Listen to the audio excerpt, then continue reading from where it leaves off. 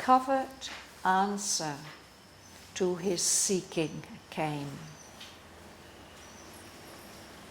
In a far shimmering background of mind space, a glowing mouth was seen, a luminous shaft, a recluse gait it seemed, musing on joy, a veiled retreat and escape to mystery. Away from the unsatisfied surface world, it fled into the bosom of the unknown. A well, a tunnel of the depths of God. It plunged as if a mystic groove of hope through many layers of formless, voiceless self to reach the last profound of the world's heart. And from that heart there surged a wordless call, pleading with some still impenetrable mind, voicing some passionate, unseen desire. As if a beckoning finger of secrecy outstretched into a crystal mood of air, pointing at him from some near hidden depth, as if a message from the world's deep soul, an intimation of a lurking joy that flowed out from a cup of brooding bliss. There shimmered, stealing out into the mind, a mute and quivering ecstasy of light, a passion and delicacy of roseate fire. As one drawn to his lost spiritual home feels now the closeness of a waiting love, into a passage dim and tremulous that clasped him in from day and night's pursuit, he travelled, led by mysterious sound.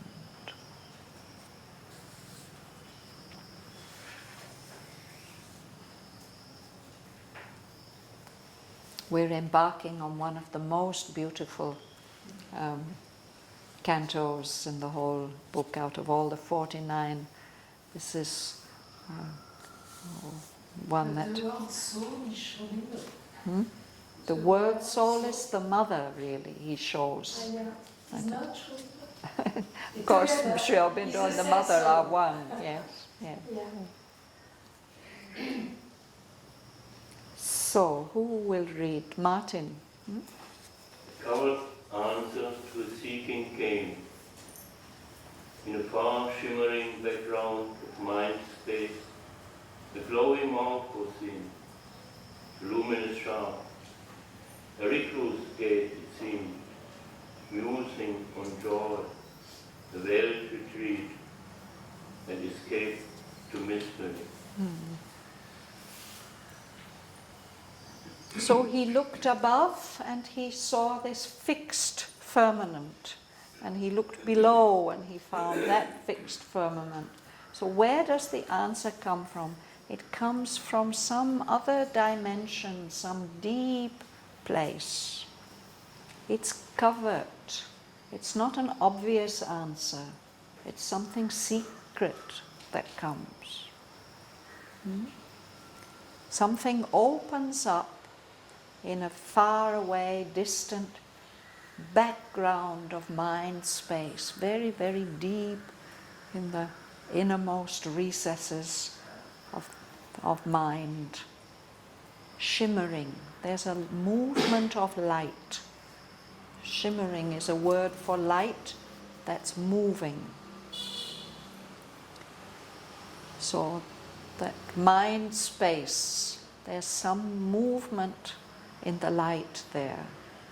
And there seems to be an opening, the mouth, like the mouth of a cave or the mouth of a tunnel. And there's a glow about that opening. It seems to lead to a shaft, as when we go into a mine. There's a tunnel that has been dug, and that's luminous, it's full of light. That opening seems like a gate, a recluse gate. A recluse is somebody who retires from the world, who goes far away and leaves everything outside to concentrate deep within.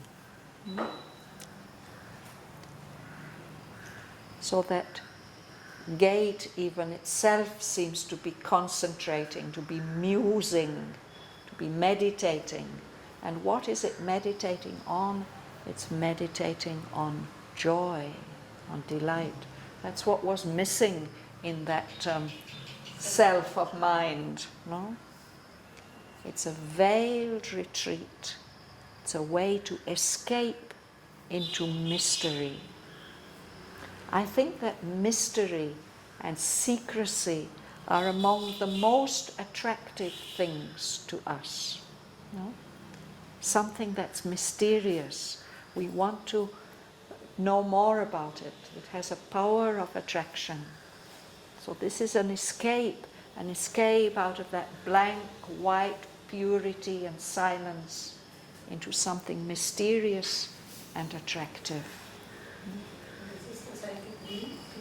It will lead us to the psychic being. This is like the first intimation that there's something there to be discovered. Linda, would you read? Away from the unsatisfied surface world, retreat into the bosom of the unknown, away actually of the depths of God. So that shaft is leading away from this rumor and movement and call and all this vain seeking and this futile existence. It is going away from all that, from the unsatisfied surface world. It's running away, it fled, it's running away into the bosom, into the deep heart of the unknown, what is not yet known. No? It's like a well, a deep well, or a tunnel of the depths of God. Coming into my mind now is a story by our dear Aurovillian poet friend Raymond Thépeau, who has translated Savitri into French, one of the best translators according to me. And he has written a little book called Réelle Utopie, which I've helped him translate into English. And one of the little beautiful pieces there, which are expressions of his own inner experiences, there's one called The Talking Tunnel. And it's precisely this tunnel which allows us to go right deep in to find the psychic being. And it's nice, worth looking at little story, nice, worth looking at little book. You can get it there from Dirk. Ganga Lakshmi. Plunge as if a misty grove of hope.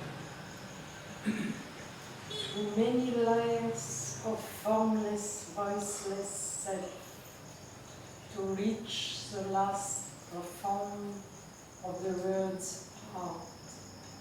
And from that heart there surge of wordless call, leading with some still impenetrable mind, voicing some passionate unseen desire. Thank you.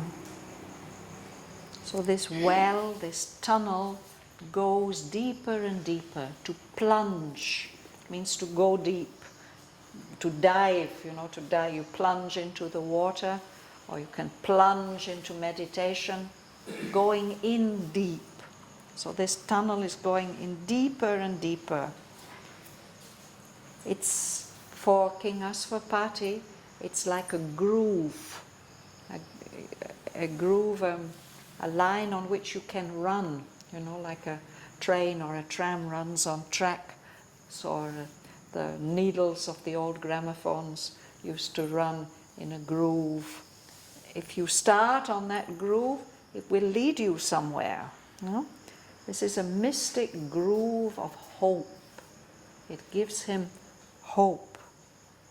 And it's plunging, it's going deeper and deeper through many layers of formless, voiceless self.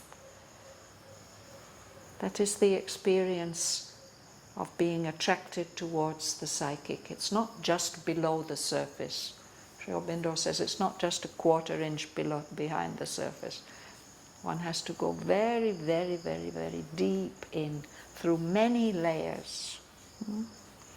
And this particular groove is leading not only to the individual psychic being, it's leading to the world soul. So it's going to reach the last profound, the last depth.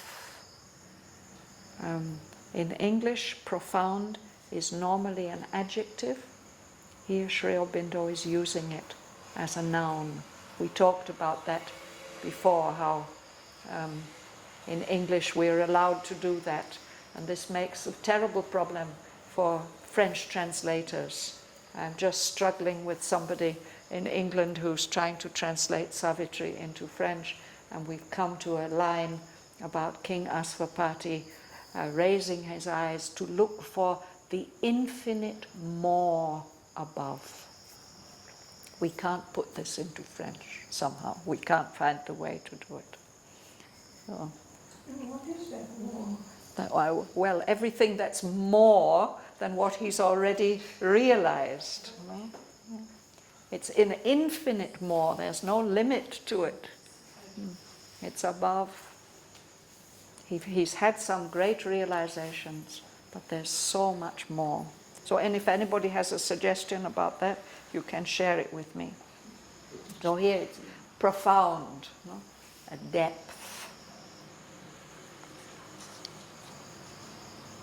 The last profound, the deepest point of the heart of the whole world. And there's some message coming out from that heart through that tunnel. There's a communication, it's a talking tunnel. This is a pouring out, a wordless call. It doesn't come into the form of words like our thoughts do, but still it's an appeal or an invitation. It's pleading. It's saying, please, please. It's speaking to this mind that is still impenetrable, that's still closed. A silent mind. It is voicing, it's wordless, but it's giving a voice to some passionate, intense, unseen desire. There's a longing there for something more. Marie. As if beckoning finger of secrecy, outstretched into a crystal mood of air, pointing at him, from some near hidden depth. Ask if a message from the world's deep soul, an intimation of lurking joy that flowed out from cup of brooding bliss. There shimmered, stealing out into the mind, a mute and quivering ecstasy of light, the passion and delicacy of roseate fire. Yes. So this word beckoning, it's something you do with your finger. You invite somebody with your finger. So it's as if a beckoning finger of a secret, come. Yeah? And that finger is stretched out into that very, very pure air that expresses some purity, crystal pure. And it's pointing at him. Yes, I'm calling you. I'm beckoning to you. Come, come, pointing at him. From some near hidden depth. It's something deep, and yet it's intimate and close. It's hidden, but it's not unreachable. It's as if it's a message, this finger of ecstasy, this little ray of ecstasy that's coming. As if it's a message from the deep soul of the world. It's an intimation.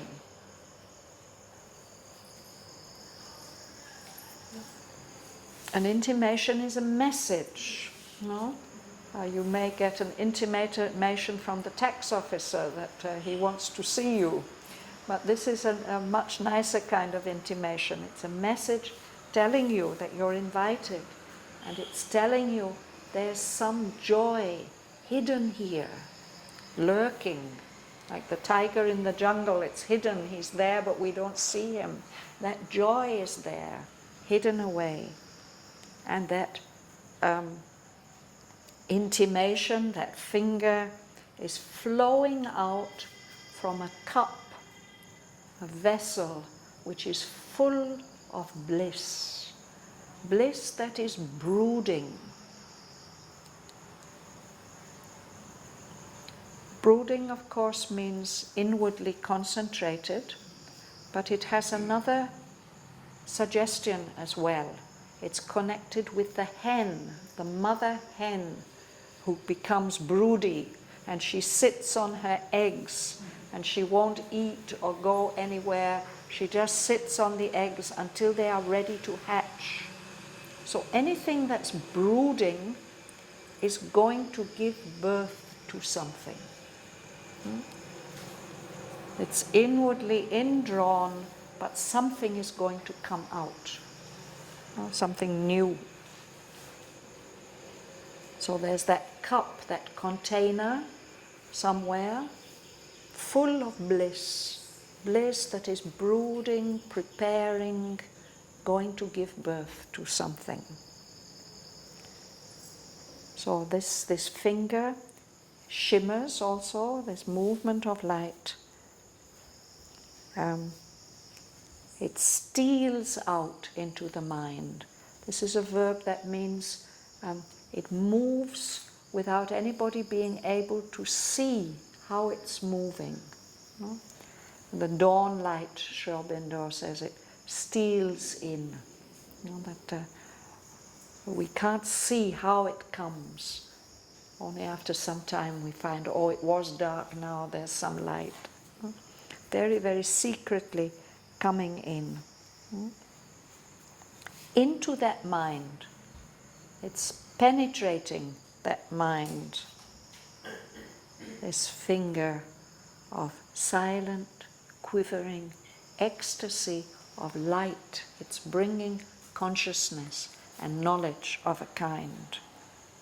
And it has this wonderful quality, intensity and delicacy at the same time. Yeah? Something very, very sweet and precious, delicate about it. and it's roseate. This is a beautiful adjective. It means pink, if we want to say it brutally, roseate. We come across this in many places. In the poem, Yeah, yes. roseate. Yes, yes, because it's a beautiful way of saying that those lovely velvety colours of the rose in a pale pink shade. There's a bird called a roseate tern. I remember my father had a big book of birds of the world with paintings of them, and my favourite was the roseate tern. It's a beautiful, graceful, quite small bird, white on the front and greyish on the back, and under its wings it is pink, beautiful pink. And it's one of those birds that flies from the North Pole to the South Pole on its migrations. The roseate tern. That beautiful word expresses exactly that beautiful, gentle, shade, shimmering kind of pink. One more sentence. Eve, would you read? It says roseate fire. Yes, so it's...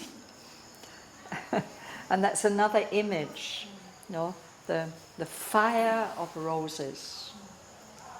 And I've experienced that myself, but there's a book of wonderful writer of children's stories, George Meredith. He wrote 150 years ago, but obviously he knew the mother. We find her in his books. And in one part of one of the books, she's an old lady who is also at the same time young, and she's living in the topmost tower of the castle, and only the little girl who lives down below can find her. And she can't always find her, but sometimes when she finds her, she has a fire of roses. And that fire, of course, has a wonderful perfume, but it also has a purifying power and gives knowledge and discernment. Once coming back from Mother on my birthday, cycling up the hill to Aspiration in the noonday heat, I had on my handlebars the bouquet of red roses that she had given me, and they were blazing, shimmering with roseate fire, but it was crimson fire, it was not roseate. Fantastic. Just one more sentence. Would you read, Eve? As one drawn to his lost spiritual home feels now the closeness of a wedding love. Into a passage dim and tremulous that clasped him in from day and night's pursuit, he travelled led by a mysterious sound. Yes. So I think we can understand this, no? As if you're coming home. One who's being attracted, who's coming close to his lost spiritual home, begins to feel that closeness. Oh, there's someone who loves me, is waiting for me. That's what home means, no? So King Aswapati travels into that passage, into that tunnel. It's dim, it's tremulous, it's moving, no? And it's protecting him. It's embracing him, clasping him in, and protecting him so that this world of dualities, of day and night, of opposites, can't follow him into that tunnel. And he's being led the way that he must go. He's following a sound. And that very, very special sound we'll read about next week.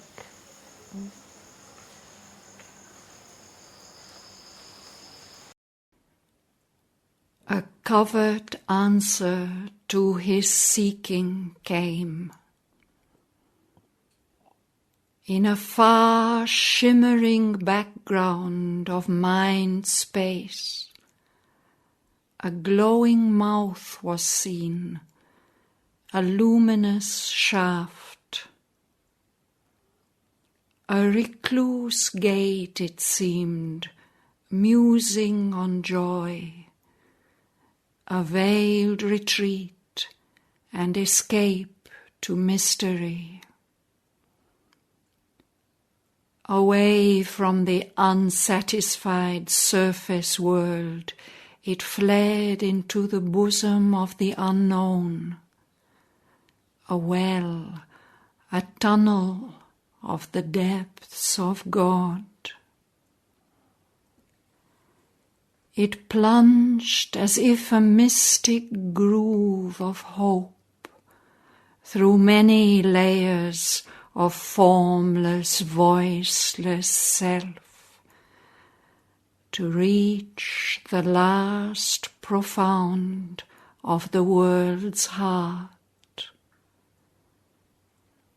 And from that heart there surged a wordless call, pleading with some still impenetrable mind, voicing some passionate, unseen desire.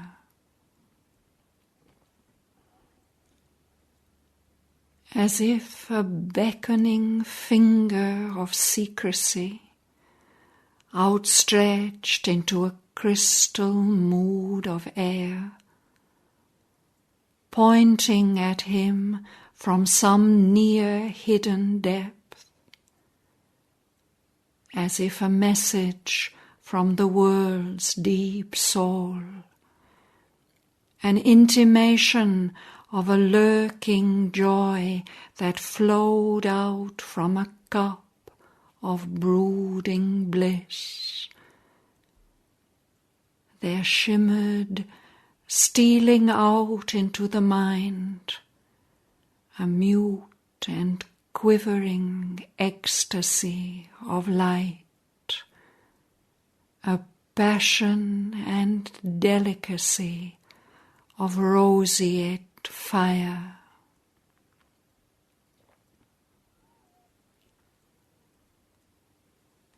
As one drawn to his lost spiritual home feels now the closeness of a waiting love, into a passage dim and tremulous that clasped him in from day and night's pursuit, he travelled, led by a mysterious sound.